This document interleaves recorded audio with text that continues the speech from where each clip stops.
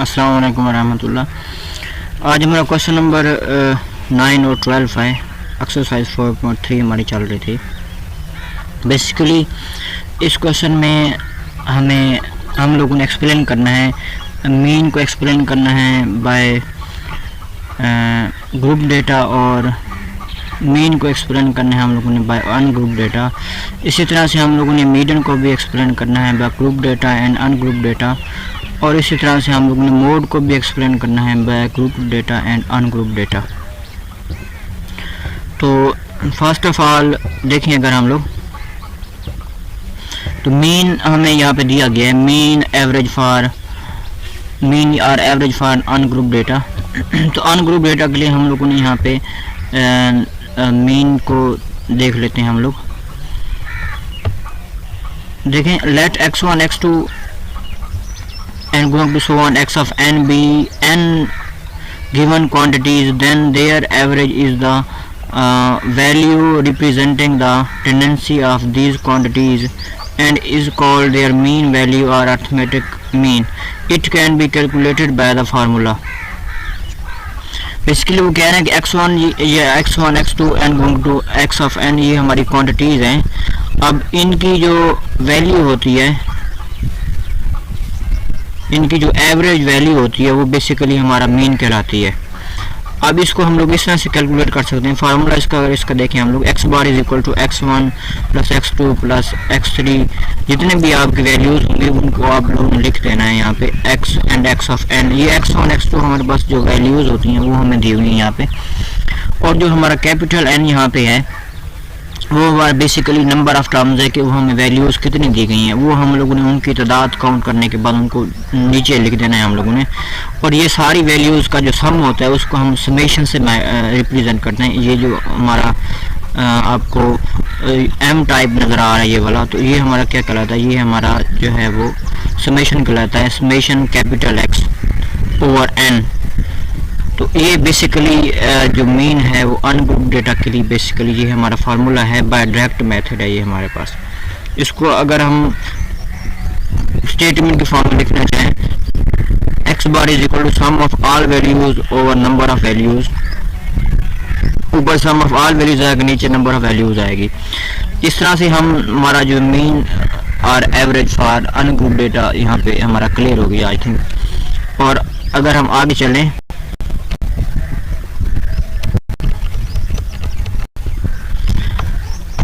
तो इसमें देखें अगर हम लोग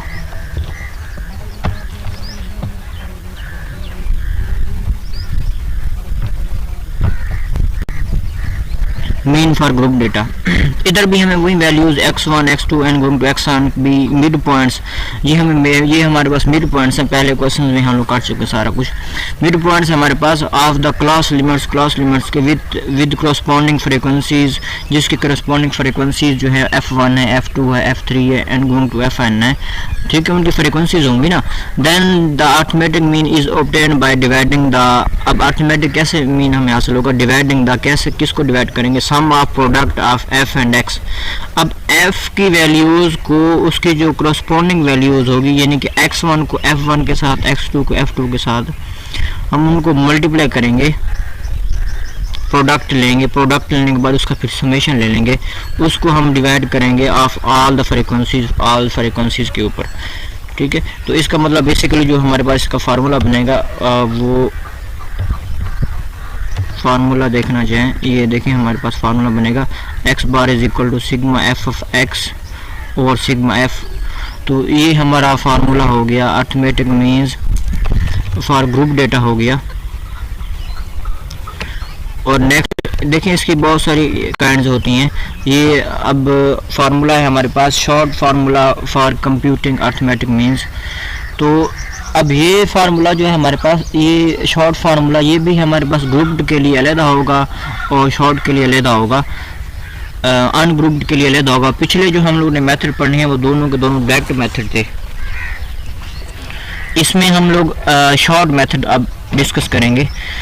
तो इसमें फर्स्ट देखें, x bar is equal to a plus sigma d over n for ungroup data, और ग्रुप्ड के लिए क्या आएगा, इसके साथ भी f लगा देने आप लोगों ने, नीचे आपका सिग्मा f आ जाएगा। जस्ट इसके साथ f लगा दें, सिग्मा f डी बन जाएगा, नीचे एन हटा दें उसकी जगह सिग्मा एफ आ जाएगा। दोनों एक दूसरे से रिलेटेड हैं। अब देखें बेसिकली ये होते क्या हैं। सिग्मा डी हम पहले देख लेते हैं। समेशन मैं ऑलरेडी बता चुका हूँ, और उसमें डी जो है वो डेविएशन हमारा जो होता है वो बेसिकली डेविएशन होता है। डी वो क्या होता है basically, D is equal to, ये देखें अगर एक्स माइनस ए। अब ए जो हमारा है ये मैं ऑलरेडी बता चुका हूँ, ये हमारा बेसिकली एक कंसीडर्ड वैल्यू होती है हमारे डेटा में से। जैसे हमें देखें ये सारा डेटा दे दिया गया है, ये वाला डेटा सारा हमें दे दिया गया है। इसमें से कोई भी वैल्यू अगर हमें कंसीडर वैल्यू ले लें, कोई उसको ए के इक्वल ले लें, यहाँ से कोई भी एक वैल्यू पिकअप कर लें, तो बेसिकली वो डेविएशन फ्रॉम ए, मतलब वो हमारा कंसीडर वैल्यू कहलाएगी, हमारी सपोज्ड वैल्यू कहलाएगी वो। तो यहाँ पे हम लोगों ने 52 लिया हुआ है, तो ये कंसीडर्ड वैल्यू होती है। एक्स में से कोई एक ले लें, और डी हमारा जो होता है, फिर आप लोगों ने उस एक वैल्यू को उस एक्स की हर वैल्यू में से माइनस करना है। आप लोगों ने 40 में से माइनस करेंगे, 45 में से, 50 में से, 52 में से 50। आई थिंक हम लोग क्वेश्चन कर चुके हैं इस टाइप के, उतना ज़्यादा इशू नहीं होगा। तो ये डेविएशन हमारा होता है, डेविएशन हो गया। इसके बाद ये sigma F of D, F का पता है आप लोगों को, जब डेविएशन आपने निकाला है ना उसको एफ के साथ मल्टीप्लाई करना है तो एफ डी आ जाएगा। और सिग्मा एफ आपको पता है जो एफ की फ्रीक्वेंसीज होती हैं उनको अगर हम ऐड कर देंगे तो उस तरह से हमारे पास ये सिग्मा एफ आ जाएगा हमारे पास।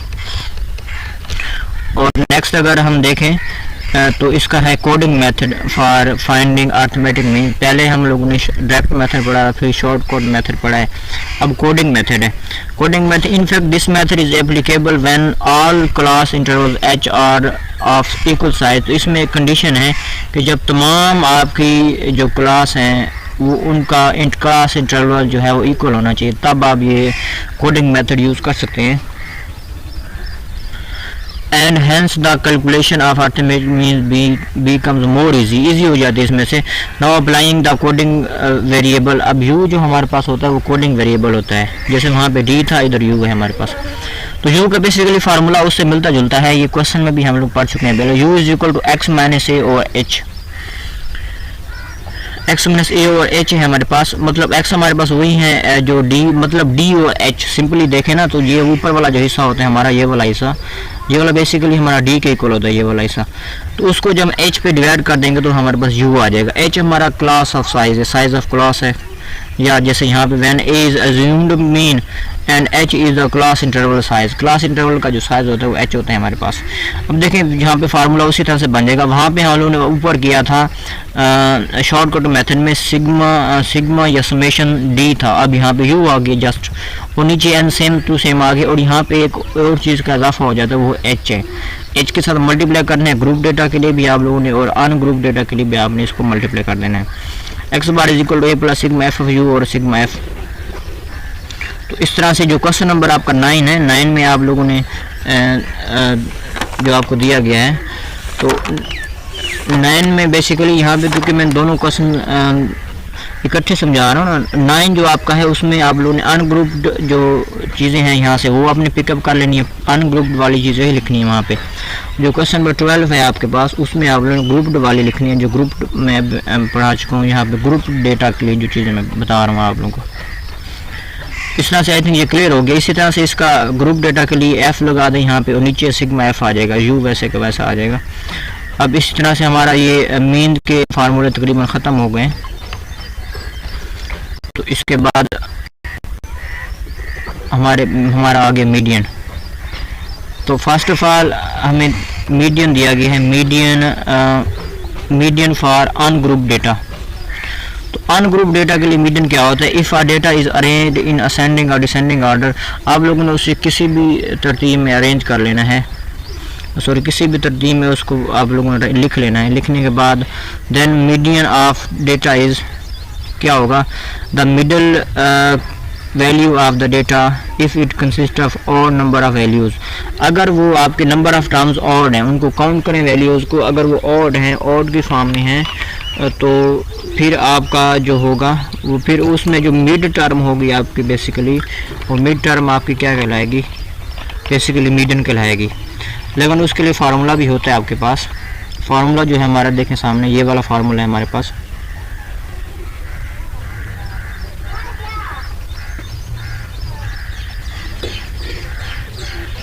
कि median is equal to n+1/2, ऊपर टी लगा हुआ है, nth टर्म है हमारे पास ये टर्म आ जाएगी। इसमें n की वैल्यू पुट करेंगे हम लोग, टोटल नंबर ऑफ टर्म जो होंगी हमारे पास डेटा में जितनी टर्म्स होंगी उनको 1 में प्लस कर देंगे और उसके बाद 2 पे डिवाइड करेंगे तो वो एक नंबर आ जाएगा। उस नंबर पे वो टर्म जो होगी हमारा वो आंसर कहलाएगी। व्हेन n इज ऑड, जब n हमारे पास ताक होगा, तो जब n जो है वो इवन होगा, ठीक है, तब आप दो मिडिल वाली वैल्यूज़ भी ले सकते हैं। अगर मिडिल वाली वैल्यू आपको नहीं पता चल रहा तो फिर आप फार्मूला अप्लाई करेंगे, median is equal to 1/2 n/2 of nth atoms plus n+2/2 atoms, ठीक है, वेयर n इज इवन। अगर अब यहाँ पे n हमारा इवन है, ऊपर ऑड के लिए है, नीचे इवन के लिए। अब देखें इसको सॉल्व करेंगे, इसको भी सॉल्व करेंगे हम लोग। इसमें जो हमें वैल्यूज़ मिलेंगी उस नंबर पे जाके हम लोग डेटा में से वो हमारे पास जो टर्म होगी वो पिकअप कर लेंगे, उनको आपस में देखें ऐड करेंगे और फिर 2 पे डिवाइड कर देंगे। तो इस तरह से हमारे पास क्या आ जाएगा, हमारे पास यहाँ पे मीडियन आ जाएगा for on group data for even numbers, ठीक है, जो वैल्यू नंबर ऑफ टर्म्स होगी उसमें इवन होगी उसके लिए हो जाएगा। अब देखें ग्रुप डेटा के लिए, देखें median for group data, the median for group data is obtained by using the following formula. ये फार्मूला आप यूज़ करते हुए जो है वो मीडियन निकाल सकते हैं ग्रुप डेटा के लिए। Median is equal to x of median is equal to L+H/F into n/2 - c।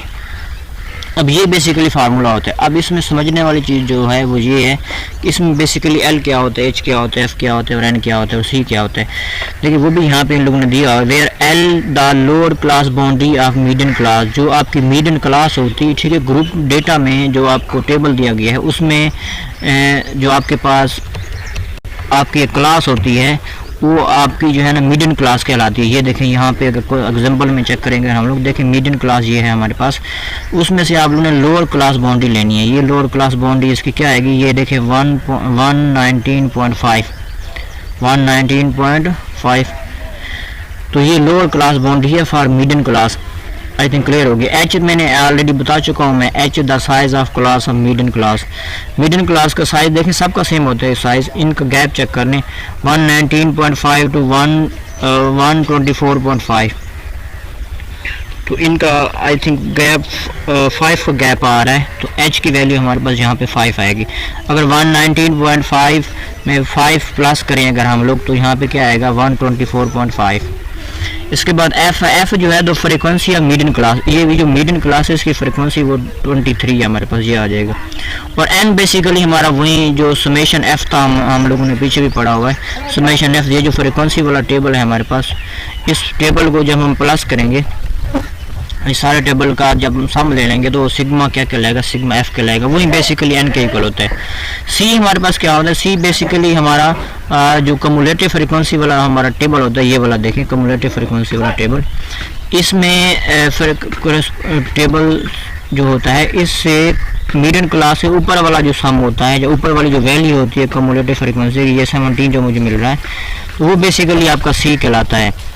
देखें यहाँ पे लिखा हुआ है cumulative frequency of proceeding class of the median class, ठीक है, मीडियन क्लास से प्रोसीडिंग क्लास जो होती है ये वाली 17 है, तो इसकी C की वैल्यू यहाँ पे 17 आ जाएगी। इस तरह से आई थिंक ये फार्मूला क्लियर अप हो गया होगा, L+H/F इंटू n/2 - c। अब बाकी रह गया हमारा मोड, तो मोड देखें, mode for group data, ungroup data देखें, mode is the value that occurs most frequently in a data, यानी कि वो कह रहे हैं बेसिकली जो मोड होता है वो टर्म होती है, वो वैल्यू होती है जो कि डेटा में सबसे ज़्यादा बार रिपीट हुई हो, मोस्ट फ्रीक्वेंटली सबसे ज़्यादा फ्रीक्वेंसी हो उसकी। In case no value is repeated in a data then the data has no mode. अगर कोई भी टर्म रिपीट नहीं हो रही, सारी टर्म्स वन टाइम आई हैं, तो हमारे पास एक मरतबा आई हैं, तो हमारे पास उसको कोई भी मोड नहीं होगा। इफ़ 2 और मोर वैल्यूज़ अगर एक से ज़्यादा वैल्यूज़ वहाँ पे रिपीट हो रही होंगी same times, same greatest frequency, then each is a mode, ठीक है। फिर वो हर जो नंबर होगा वो उसका क्या कहलाएगा, मोड कहलाएगा। It is denoted by x of cap, x के ऊपर कैप डाल देंगे हम लोग। मतलब इससे इसका मतलब ये हुआ कि अब किसी भी आपका जो डेटा है उसका मोड जो है वो एक भी हो सकता है, नहीं ये भी पॉसिबल है कि बिल्कुल ना हो उसका मोड, और ये भी पॉसिबल है कि उसका मोड एक से ज़्यादा हो, मतलब एक से ज़्यादा 2 3 4 5 मैक्सिमम जो है ना ज़्यादा से ज़्यादा हो सकते हैं। मैक्सिमम इसकी लिमिट नहीं है कि कितने होना चाहिए। इसके बाद ग्रुप डेटा के लिए मोड की वैल्यू देखें अगर हम लोग, तो देखें mode for group data, the mode is calculated by using the following formula. अब मोड हम लोग जो है इस फार्मूले को इस्तेमाल करते हुए निकाल सकते हैं। Mode is equal to L plus F of M minus F of 1 over F of M minus F of 1 plus F of M minus F of 2 multiple by H.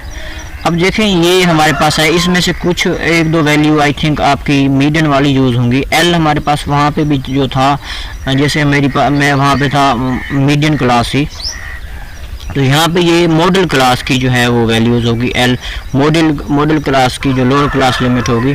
इसमें देखें हमारी ये मॉडल है, ये मॉडल क्लास है। Model class होती वैसे क्या है, जिसकी फ्रीक्वेंसी मैक्सिमम होती है।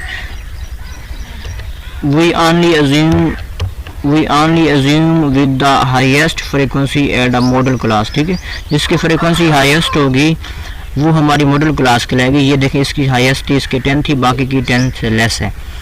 तो बेसिकली उसकी लोअर क्लास जो बाउंड्री होती है वो हमारी क्या कहलाती है, वो हमारी बेसिकली